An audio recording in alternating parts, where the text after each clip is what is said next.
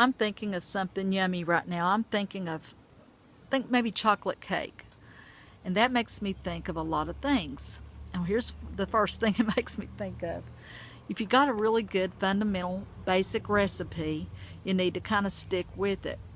I think it's fine if you tweak it here and there, as long as you stay within the confines of what has been tried and true for a long, long time. I think sometimes when we have this basic recipe that represents us, we're not satisfied because somebody else maybe created it, or it's something that you're just used to, or you just can't stand it. You just got to make it your own, which is very fine and dandy. But I also think what happens is sometimes we go with it too fast, too far, or we recreate it in such a way that doesn't even represent what it started out to be, and something gets lost. And I think that's the way it is with humans too. I think that we had a very good tried and true recipe, and yeah, it probably needed a little bit of this and a little bit of that as we go along the way. That's good and right.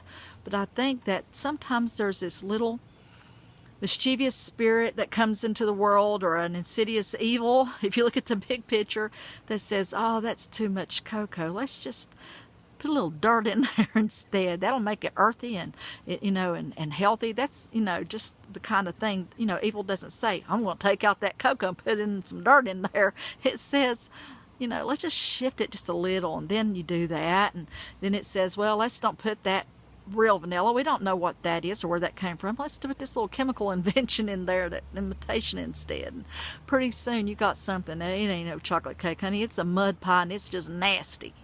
It's just nasty because we didn't value the basic core recipe that made up our life, or made up our community, or our world.